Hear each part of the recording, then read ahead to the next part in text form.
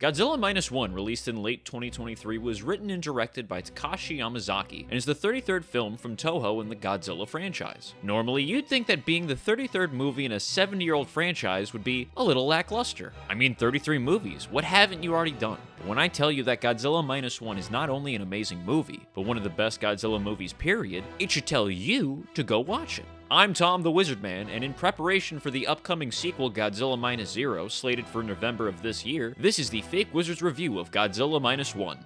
Godzilla Minus One is a reimagining of the original 1954 Godzilla, taking place in Japan during the aftermath of World War II. We see a people and country with virtually nothing, a state of zero if you will, and the introduction of Godzilla brings the country below that to a state of minus one. Hence, the title. Godzilla in this movie is back to its roots of being the solo antagonist. There's no extraterrestrial, mechanized, or generic large kaiju for him to be throwing hands with that Japan happens to be the battleground for. No, this is about the human characters faced with a seemingly insurmountable challenge to overcome and defeat, and that challenge is Godzilla. The story revolves around Koichi Shikishima, a kamikaze pilot who didn't fulfill their duty during the war, trying to rebuild a life in a now devastated Tokyo. Combined with the guilt of not completing his duty and the trauma of being one of the only survivors after a tragedy on Odo Island, we watch him in a perpetual struggle with survivor's guilt, questioning whether he's doomed to live a cursed life, or if he's allowed to find peace and accept the family that found him, in Noriko and the orphan Akiko. But with the sudden appearance and terror of Godzilla, Koichi is forced to face that guilt and trauma in an attempt to stop this unstoppable monster. The character-driven narrative is what makes this film so good. Koichi's story is a tragic one that any viewer can sympathize with. The movie does an excellent job of communicating the trauma and guilt that he's riddled with, and how it constantly prevents him from fully moving on and living his life. You not only want him, but all of the characters in this movie to survive and to succeed. So when they're faced against the terrifying might of Godzilla,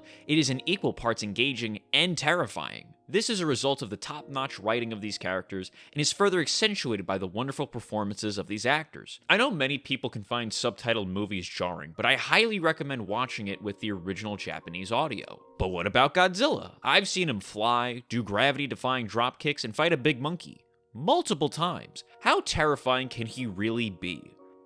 Extremely. As I mentioned earlier, with Godzilla Minus One being a reimagining of the original 1954 movie, Godzilla is the solo antagonist, a creature mutated from the US nuclear weapon testing in the Pacific. Godzilla is a cautionary tale of the horror of nuclear weapons, a man-made natural disaster. In this, he acts not only as a threat to Japan, but as a physical representation of Koichi's inner struggle. A terrifying and deadly reminder of his hesitation on Odo Island that continues to steal any form of hope away from him. In most Godzilla films, you are excited to see the big G on screen. That is not the case for this movie. When he is on the screen, it means all the characters are now in danger. They did one of the best jobs at making him feel horrifying. Everything they throw at him doesn't seem to work. Gunfire, mines, artillery only slows his wrath. Anytime any damage is actually done to him, he regenerates, furthering this feeling of helplessness. His atomic breath, carrying the same destructive force and power of a nuclear bomb, makes it clear that anyone caught by it is not surviving. The presentation and execution of Godzilla makes you, the viewer, uncertain as to how they're even going to survive, let alone find a way to stop him. This movie was nominated for the Best VFX category by the Oscars, and deservingly won the award. Godzilla is a completely CG-generated creature, but feels extremely real in this movie. There's maybe one or two shots in this film where it looks a little jank, but because he's given such reverence and sense of awe on screen, my suspension of disbelief was intact throughout the entirety of it. Although, the visuals are only one piece that made Godzilla so believable. The use of sound effects in this film lets you physically feel the destructive might of Godzilla. The heavy pound of his footsteps, his deafening roar, and the charging and firing of his atomic breath gives Godzilla that additional layer to engage in. And being the icing on this kaiju cake, the soundtrack for this movie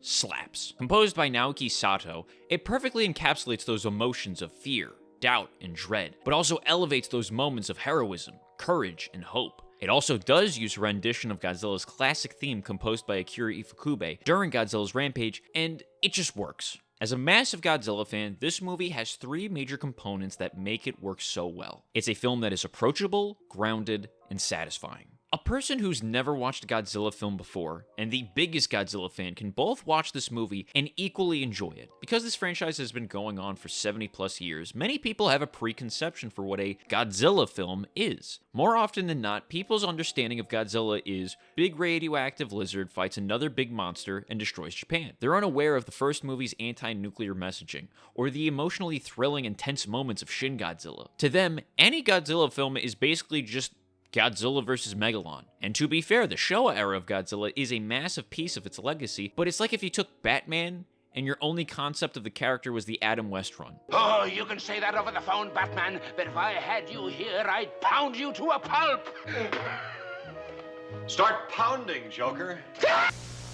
So having a film that anyone can pick up, have it break through their preconception of what the character can be, and make them a fan of it afterwards is a massive accomplishment. Godzilla is a giant mutated dinosaur that fires blue atomic bomb level beams. From a top-down perspective, it can come off as an absurdist concept, but this film gives it the reverence and awe which allows it to be a terrifying threat. Coupled with the story, human characters, and performances, it's hard to not take this film seriously. It's satisfying as it's an encouraging story of people in the worst situation, working together to stop a seemingly unstoppable force for the survival of their future. During the climax of this film, the defeat of Godzilla and the rounding of Koichi's character arc have you on the edge of your seat. You don't know who's going to make it, if anyone is. This movie's a 100. S tier. Go watch it. I believe they're bringing it back to theaters in preparation for the sequel, so if you haven't seen it on the big screen, go watch it.